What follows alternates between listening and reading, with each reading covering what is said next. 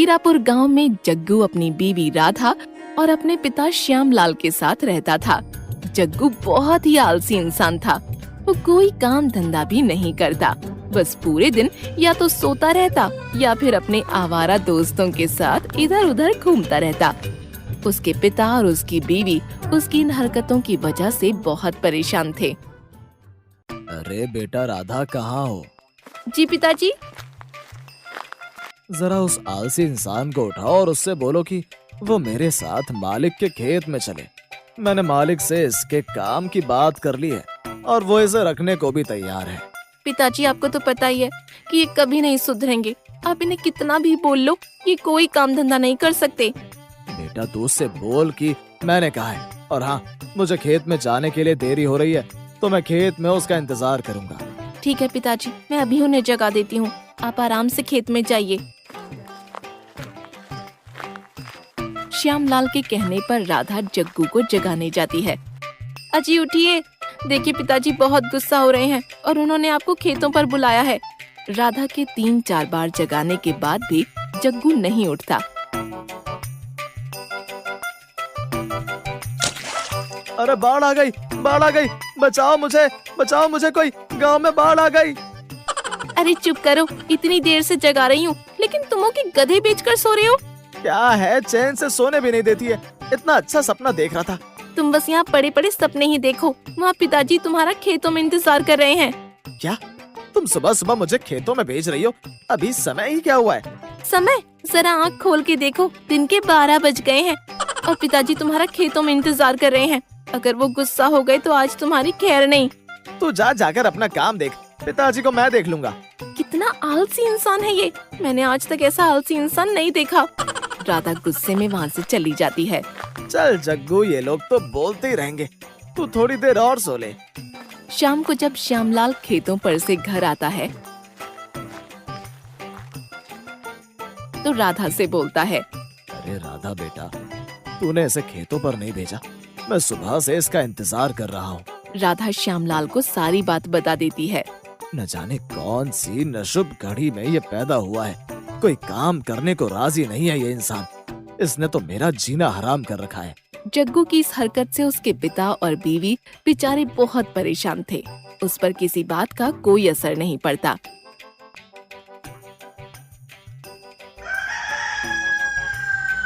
एक दिन श्यामलाल की तबीयत खराब हो जाती है और उसे जरूरी काम से खेतों पर जाना होता है। अरे जग्गू, जरा आज मेरी तबीयत कुछ ठीक नहीं है और मालिक ने जरूरी काम से आज खेतों पर बुलाया। जरा आज तू खेतों पर चला जा। श्यामलाल उसको बार बार बोलता रहता है, लेकिन जग्गू पर कोई असर नहीं पड़ता। तब गुस्से में श्यामलाल उस पर से चादर खींचता है। क्या है पिताजी, आराम से सोने भी नहीं देते हो? इतनी देर से तुझसे बोल रहा हूँ, तुझे मेरी बात समझ में नहीं आ रही है क्या? पिताजी मैं थोड़ी देर में चला जाऊंगा, मुझे थोड़ी देर और सोने दो। तुझे दिन भर सोने के अलावा और कुछ काम नहीं आता है? शर्मा जी के लड़के को देख, कैसे वो अपने बाप का नाम रोशन कर रहा है, और एक तू है जो बस दिन भर या तो सोता रहेगा या फिर बाहर घूमने चला जाएगा और फिर घर आकर खाना खिला लो। बस यही काम है तेरे पास। अरे पिताजी परेशान क्यों हो रहे हो? देखना एक दिन मैं भी आपका नाम रोशन करूंगा, जिससे आपको मुझ पर गर्व होगा। तू पहले घर के तो काम कर ले, नाम तो तू बाद में रोशन कर दियो। श्यामलाल की बातों का जग्गू पर कोई असर नहीं पड़ता और वो चादर ओढ़कर सो जाता है। सुन, यहाँ ऐसे बिल्कुल भी नहीं चलेगा। अगर इस घर में रहना है तो तुझे मेरे साथ खेतों में चलकर काम करना पड़ेगा, नहीं तो तू इस घर से निकल जा। श्यामलाल की ये बातें सुनकर जग्गू गुस्से में उठकर बोलता है, मुझे भी अब इस घर में नहीं रहना, चला जाऊंगा मैं यहाँ से। मेरी तो इस घर में कोई अहमियत ही नहीं है। जब चला जाऊंगा यहाँ से तब तुम लोगों को मेरी अहमियत पता चलेगी।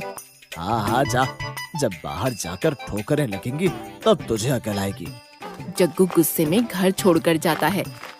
अजी सुनिए, गुस्सा मत होइए, वो तो पिताजी ने गुस्से में आपको बोला है, रुक जाइए। नहीं राधा, मुझे जाने दे। जब तक मैं यहाँ से नहीं जाऊंगा तब तक पिताजी को मेरी अहमियत पता नहीं चलेगी। राधा उसे रोकती रहती है, लेकिन जग्गू नहीं रुकता और गुस्से में घर से निकल जाता है। पिताजी, आपको इन्हें इतना गुस्सा नहीं करना चाहिए था। देखिए अब ये घर छोड़कर चले गए। राधा बेटा, तू परेशान मत हो। जब इसे ठोकरें लगेंगी बाहर तब इसे अकल आएगी। तब ये वापस घर आ जाएगा बेटा, तू परेशान मत हो। जग्गू अपने गांव से निकलकर जंगल की ओर जाता है और उसे चलते चलते रात हो जाती है। अरे मैं क्या करूं, मैं तो चलते चलते जंगल में आ गया। यहाँ पर तो जंगली जानवर मुझे खा जाएंगे। कैसे भी करके इस जंगल से बाहर निकलना होगा। जग्गू जंगल में चलता हुआ आगे बढ़ता है कि तभी उसे दूर से एक रोशनी दिखाई देती है। अरे इस जंगल में ये रोशनी कैसी? अभी जाकर देखता हूँ, शायद मुझे यहाँ कोई मिल जाए। जग्गू उस रोशनी की ओर बढ़ता है। वो जैसे ही उस रोशनी के पास पहुँचता है तो देखता है कि वहाँ पर आग के पास डाकू घेरा लगाकर बैठे हैं। अरे ये यहाँ तो इतने सारे डाकू हैं। जग्गू डरता हुआ जैसे ही पीछे होता है, उससे गलती से वहाँ रखा हुआ सामान गिर जाता है।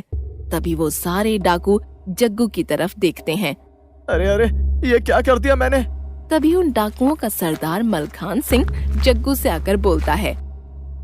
कौन है तू और इतनी रात को इस जंगल में क्या कर रहा है? कहीं तू पुलिस का आदमी तो नहीं है जो हम पर नजर रखने आया है? रब पकड़ो इसे और बांध दो। नहीं नहीं मुझे मत पकड़ो। वो मैं इस जंगल में भटक गया हूँ। मैं इस जंगल से बाहर जाने का रास्ता ढूंढ रहा था तो मुझे ये रोशनी दिखी, इसलिए मैं इस रोशनी के पीछे पीछे यहाँ तक आ गया। ठीक है, तुम आज रात यहाँ रुक जाओ और सुबह होते ही अपने घर चले जाना। चलो अभी रुकने का तो इंतजाम हो गया। जग्गू को दुखी होकर सोचते हुए देख मलखान सिंह उससे बोलता है। क्या हुआ, क्या सोच रहे हो तुम? कुछ नहीं, मैं बस यही सोच रहा था कि कल सुबह मैं कहाँ जाऊंगा। क्यों, तुम्हारा कोई घर बार नहीं है क्या? अगर मैं इनको बोल दूं कि मेरा इस दुनिया में कोई नहीं है तो शायद ये लोग मुझे अपने साथ यहीं रहने दें। क्या हुआ, तुम अब किस सोच में पड़ गए? नहीं नहीं, वो मेरा इस दुनिया में कोई नहीं है। मैं बचपन से ही अकेला हूँ। क्या तुम्हारा इस दुनिया में कोई नहीं है? जी मेरा इस दुनिया में कोई नहीं है। ठीक है, अगर तुम चाहो तो तुम हमारे साथ यहाँ रह सकते हो। ये बात सुनकर तभी चरण सिंह डाकू आकर मलखान सिंह से बोलता है। सरदार, हम लोग इसको जानते नहीं है तो हम इस इंसान को अपने साथ कैसे रख सकते हैं? मुझे ये ठीक नहीं लग रहा है। ये बेचारा इस दुनिया में अकेला है और अब से ये हमारे साथ ही रहेगा। पर सरदार, मैंने कह दिया ना, अब कोई इस बात पर बात नहीं करेगा। तुम्हें खाना बनाना तो आता ही होगा। खाना? मैंने तो आज तक एक गिलास पानी तक नहीं उठाया और अब यहाँ पर खाना बनाना पड़ेगा। चलो कोई नहीं, अभी हाँ कर देता हूँ, नहीं तो फिर मैं और कहाँ जाऊंगा। क्या हुआ, मैंने पूछा खाना बनाना आता है या नहीं? जी सरदार, आता है। और नाम क्या है तुम्हारा? सरदार, मेरा नाम जग्गू है। अरे वाह, तुम जग्गू और ये गज्जू। ठीक है, तुम कल से गज्जू के साथ काम में हाथ बटा लिया करना। जी सरदार, मैं काम कर लूंगा। आपको कभी किसी शिकायत का मौका नहीं दूंगा। चलो अब मुझे कहीं भटकना नहीं पड़ेगा और आराम से यहाँ रहने और खाने को भी मिल जाएगा। जग्गू उन डाकुओं के साथ रहने लगता है।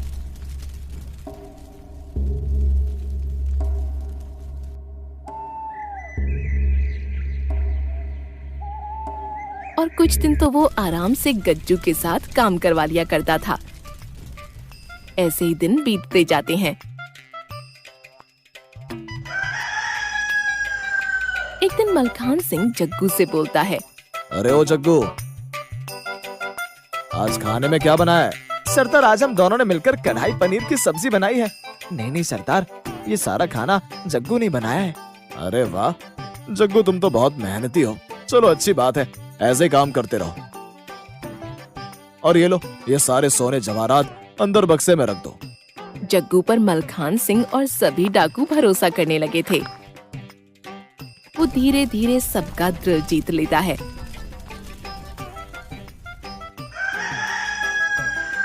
लेकिन उसका आलसपन उसका पीछा कहाँ छोड़ने वाला था। वो फिर से आलसियों की तरह सोता रहता और जब भी कोई उससे काम के लिए बोलता तो वो कोई बहाना लगा दिया करता। अरे जग्गू, मेरे लिए एक कप चाय बना ला। सरदार, मेरे पेट में बहुत तेज दर्द हो रहा है, आप गज्जू से चाय बनवा लें। मलखान सिंह गज्जू को चाय बनाने के लिए बोलता है। सरदार, अभी तो मैं सारा काम कर चुका हूँ, आप इस जग्गू से चाय बनवा लीजिए। अरे ये बोल रहा है कि इसके पेट में दर्द हो रहा है तो जा तू चाय बना ला। सरदार, काम के समय पर ही इसके कभी पेट में दर्द तो कभी सर में दर्द हो जाता है। मैं पूरे दिन सारा काम करता हूँ, ये बस सोता है और खाने के समय पर उठकर खाना खा के फिर सो जाता है। ये मैं क्या सुन रहा हूँ? तुमने तो कहा था कि तुम मुझे शिकायत का कोई मौका नहीं दोगे, लेकिन ये क्या है, तुम्हारी तो अभी से इतनी शिकायतें आने लगी। नहीं, वो सरदार, कुछ दिन से मेरी तबीयत ठीक नहीं है, वो बस इसलिए। नहीं सरदार, ये झूठ बोल रहा है। मैं दिन भर सारा काम अकेले करता हूँ। वैसे अकेले काम करने में मुझे कोई दिक्कत नहीं है, लेकिन अगर ये यहाँ है तो इसे मेरे साथ काम करवाना पड़ेगा। देखो जग्गू, अगर तुम यहाँ रह रहे हो तो तुम्हें गज्जू के साथ काम में हाथ बटाना पड़ेगा। तुम अच्छे खासे तंदुरुस्त हो, अगर गज्जू सारा काम कर सकता है तो तुम क्यों नहीं कर सकते। देखो, अगली बार मुझे तुम्हारी किसी से भी कोई शिकायत नहीं आनी चाहिए, नहीं तो मैं खुद तुम्हें यहाँ से निकाल दूंगा। मलखान सिंह की बात सुनकर जग्गू को बहुत गुस्सा आता है और वो अंदर चला जाता है। ये गज्जू और मलखान सिंह की इतनी हिम्मत, जो मुझे धमकी दे। ये लोग क्या मुझसे काम करवाएंगे? आज तक मैंने अपने बाप की नहीं सुनी, तो इनकी क्या खाक सुनूंगा। वक्त आने पर मैं अपनी इस बेइज्जती का बदला जरूर लूंगा। एक दिन गज्जू को बाजार से आते हुए पकौड़े वाले की दुकान दिखती है, तो वो उससे पकौड़े खरीद कर लाता है।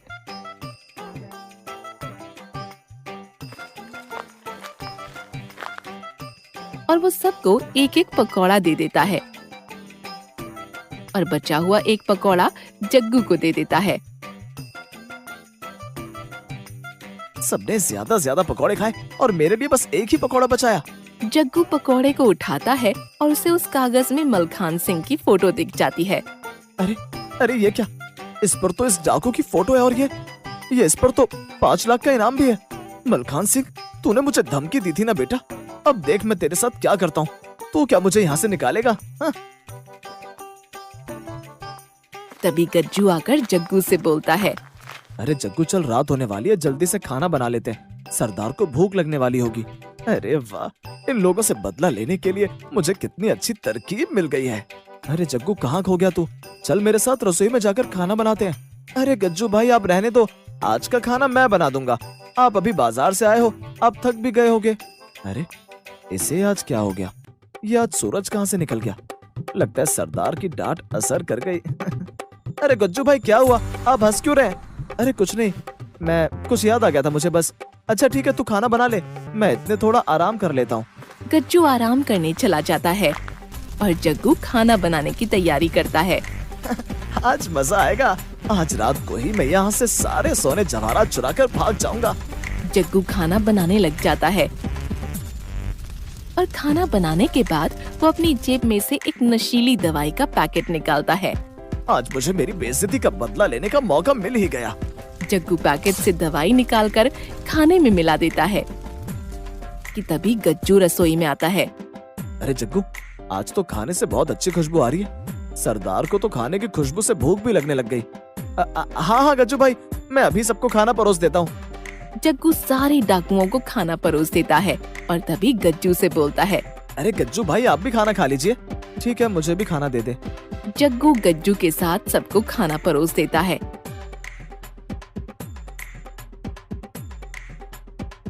और सभी लोग नशीली दवाई का खाना खाकर वहीं बेहोश हो जाते हैं। लगता है दवाई का असर हो गया है। यही समय है, मैं बक्से में से सारे सोने जवाहरात लेकर यहाँ से भाग जाता हूँ।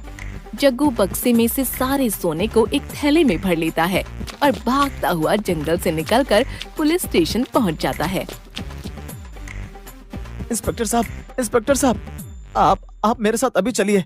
अरे क्या हुआ? कौन है भाई तू? और तेरे साथ कहाँ चलो, ये तो बता पहले। जग्गू इंस्पेक्टर को मलखान सिंह डाकू के बारे में सब बता देता है।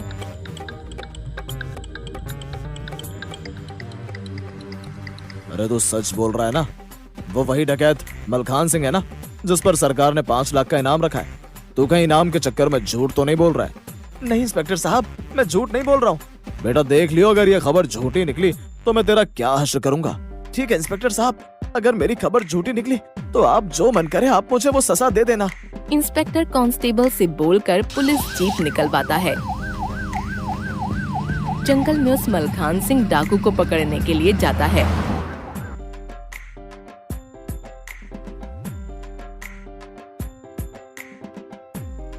अरे तू तो सही कह रहा था, ये तो वही मलखान सिंह डाकू है। पर ये सब की हालत क्या हो रखी है? कहीं ये मर तो नहीं गए ना? नहीं इंस्पेक्टर साहब, इन लोगों को कुछ नहीं हुआ है, बस ये लोग बेहोश हैं। अरे देख भाई, तुझे कल सरकार से इस डाकू को पकड़वाने का गांव में सबके सामने इनाम मिलेगा, ठीक है? तो तू अपने पूरे परिवार के साथ समय पर पहुंच जाइयो। क्या सच में साहब पूरे गांव के सामने मुझे इनाम मिलेगा? हाँ भाई, तूने इतना अच्छा काम जो किया है तो तुझे इसका इनाम तो मिलना ही चाहिए। अब पिताजी को मुझ पर गर्व होगा।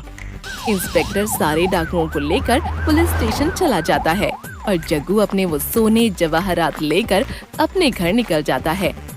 जग्गू को घर में आते देख उसकी बीवी और पिता खुश हो जाते हैं। ये लीजिए पिताजी। श्यामलाल उस थैले को खोलकर देखता है तो हैरान हो जाता है। ये तो इतने सारे गहने कहाँ से लाया? तू कहाँ से चोरी करके आया है? हाँ हाँ पिताजी, लाया तो मैं ये चोरी करके हूँ, लेकिन ये चोरी मैंने डाकुओं के घर से की है। क्या? डाकुओं के घर से? जग्गू राधा और श्यामलाल को सारी बात विस्तार से बता देता है और वो इंस्पेक्टर द्वारा की गई बात भी बताता है। पिताजी और राधा, तुम दोनों कल समय पर तैयार हो जाना और मेरे साथ इनाम लेने चलना। अगले दिन पुलिस वाले सभी गांव वालों के सामने जग्गू को 5 लाख का इनाम देते हैं। देखा पिताजी, मैंने आपसे कहा था ना कि मैं भी उन शर्मा जी के लड़के की तरह अपना नाम रोशन करूंगा। फिर वो तीनों खुशी खुशी अपने घर चले जाते हैं।